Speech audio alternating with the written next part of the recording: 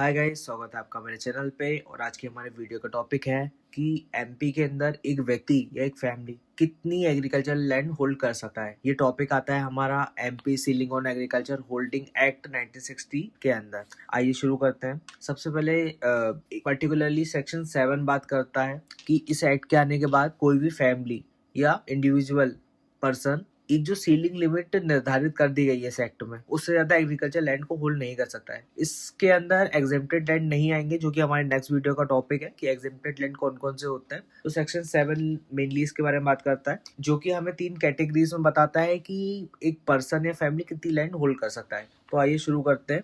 सबसे पहले आप ये सेक्शन पढ़ लीजिए, ये बहुत ही सिंपल है, ये मैंने हिंदी में भी करके दिया है। अब हम इसको डिटेल में देखते हैं। सबसे पहले फर्स्ट चीज, एक होल्डर कितनी जमीन रख सकता है जो कि किसी फैमिली का मेंबर नहीं है। मींस कोई सिंगल पर्सन है जो किसी फैमिली का पार्ट नहीं है, जो कि मेजर है, वो कितनी लैंड होल्ड कर सकता है। सबसे पहले लैंड को 3 पार्ट में बांटा गया है। एक उपजाऊ जमीन जहाँ पे एक साल में 2 फसल हो रही है, तो उसे आप 10 एकड़ रख सकते हो। वहीं की ऐसी जमीन है जहाँ पे एक साल में बस एक फसल हो रही है, तो उसे आप सिर्फ 15 एकड़ रख सकते हो। वहीं एक ड्राई लैंड है। ड्राई लैंड मतलब बंजर जमीन, जहाँ पे कुछ नहीं उगता, बस बंजर है, तो उसको आप 30 एकड़ तक रख सकते हो। तो मतलब मैं फिर से सिंपल आपको समझा देता हूँ। एक ऐसी जमीन जो उपजाऊ है और वहां पे एक साल में 2 फसल हो रही हैं, तो उसको आप 10 एकड़ रख सकते हो। अगर कोई ऐसी जमीन है जो साल में बस एक फसल दे रही है, तो उसे आप 15 एकड़ तक रख सकते हो। और वहीं अगर कोई ड्राई लैंड है, सूखी जमीन है, तो उसे आप 30 एकड़ तक रख सकते हो। तो क्लियर है। तो पहला हमने पॉइंट डिस्कस किया कि अगर कोई इंडिविजुअल है ना, सिंगल पर्सन है, तो वो कितनी जमीन होल्ड कर सकता है। यहाँ इंपॉर्टेंट ये जो एक इंडिविजुअल होल्डर है, ये मेजर होना चाहिए। सेकेंड टॉपिक है हमारा, where the holder is a member of a family of 5 members और लेस। यहाँ पे एक ऐसी फैमिली की बात हो रही है जहाँ पे 5 मेंबर है, 5 से कम है। अच्छा, मैं आपको एक चीज बता देता हूँ। यहाँ पे जो फैमिली है, ठीक है, बुरी राइटिंग है। यहाँ पे जो फैमिली है, फैमिली में 3 लोग इंक्लूड होते हैं, husband, wife and minor child. सिर्फ 3 लोग ही इंक्लूड होंगे फैमिली के अंदर।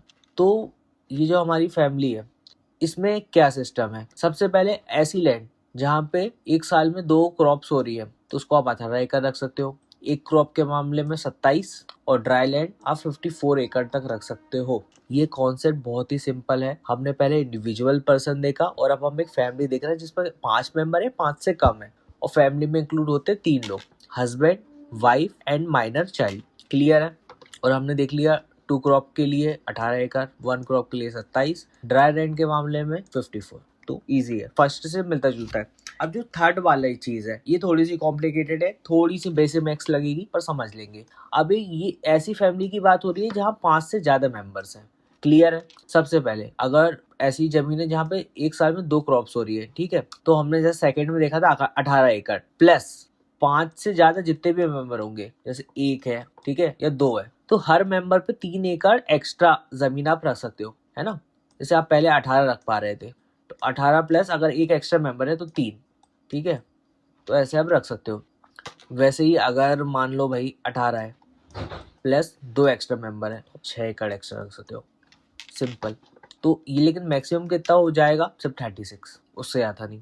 वहीं अगर 1 क्रॉप लैंड है, और तो 27 हमने पहले भी पढ़ा था, प्लस 4.5 एकड़ एक्स्ट्रा ईच मेंबर पे, जो कि मैक्सिमम जाएगा 54। वहीं अगर ड्राई लैंड है तो 54 एकड़ तो आप रख ही सकते हो, प्लस 9 एकड़ ईच पर्सन, जो कि मैक्सिमम कितना जाएगा 108। बहुत ही सिंपल है। तो हमने आज 3 कॉन्सेप्ट डिस्कस किए। अब इसके कुछ प्रोविजोस देख लेते हैं। सबसे पहला प्रोविजो क्या है, प्रोवाइडेड दैट वेयर ऑल और any of the member of family is holder and hold land is own rights. Simple सी बात क्या है, अगर फैमिली का कोई भी मेंबर अपने पर्सनल राइट में लैंड रखता है, तो फैमिली की टोटल लैंड सीलिंग से ज्यादा नहीं हो सकती, और मेंबर्स अपनी लैंड अपॉइंटेड डे से पहले वाले प्रोपोर्शन में रखते रहेंगे। इसका सिंपल सा आपको बेसिकली मैं बता देता हूँ। अगर एक फैमिली है जिसमें 2, 3, 4 लोग हैं, ठीक है, तो वो खुद के हिसाब से अलग अलग लैंड अपने नाम पे करवा सकते हैं, पर उन सबकी जो जमीन है मिला के एक सीलिंग लिमिट से ज्यादा नहीं होनी चाहिए। फॉर एग्जाम्पल 30 सीलिंग लिमिट है, ठीक है, 3 लोग की जमीन 30 से ज्यादा नहीं होनी चाहिए। बेसिकली ये सेक्शन बस प्रोविजो यही बोल रहा है।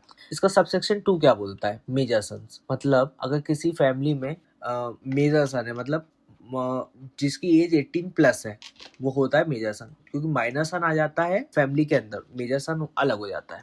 अगर होल्डर की मेजर सन्स है तो मेजर सन को सेपरेटली लैंड होल्ड करने का राइट मिलेगा, जैसे वो अलग हो। इसका मतलब क्या है कि अगर कोई मेजर सन है तो वो एक इंडिविजुअल की तरह लैंड होल्ड कर सकता है, जैसे कि हमने यहाँ देखा ऐसे, वो यहाँ पे अपनी अलग से लैंड होल्ड कर सकता है, उसको फैमिली में काउंट नहीं किया जाएगा।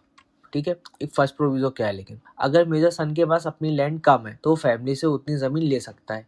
ठीक है। पर इसका सेकंड प्रोविजो क्या कहता है, मेजर सन को ये बेनिफिट तभी मिलेगा जब वो कॉम्पिटेंट अथॉरिटी के सामने डिक्लेरेशन फाइल करेगा, मतलब उसे कॉम्पिटेंट अथॉरिटी को डिक्लेरेशन करना पड़ेगा। ठीक है, एक प्रिस्क्राइब टाइम के अंदर और एक फॉर्म देके। तो हमने फर्स्ट प्रोविजो देखा और ये हमने देखा सेकंड प्रोविजो। अब इसका सब सेक्शन 3 बहुत सिंपल सी बात करता है, ऑर्चर्ड लैंड। ऑर्चर्ड्स मीन होते हैं गार्डन्स, गार्डन्स को, फार्म हाउस को ड्राई लैंड में गिना जाता है। इसके दो एक्सेप्शन है, banana garden and vineyard. Banana garden तो आप समझ गए होंगे, वाइनयार्ड का मतलब होता है ग्रेप्स।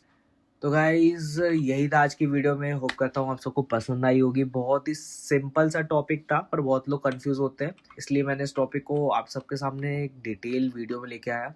अगर आपको इस सेट के और टॉपिक चाहिए या फिर आप जो भी टॉपिक पढ़ना चाहते हो, इंटरेस्टेड हो, मुझे कमेंट में बताइए। तो सेक्शन 7 बात करता था इस टॉपिक के बारे में, तो मैंने सेक्शन 7 को पूरा ब्रेक डाउन किया है आपके सामने हिंदी में। नोट्स भी हिंदी इंग्लिश प्लस थे ताकि सभी को बेसिक अंडरस्टैंडिंग हो जाए। एग्जाम पॉइंट ऑफ व्यू से इम्पोर्टेंट टॉपिक है, मेरे खुद के एग्जाम में अभी क्वेश्चन आया था।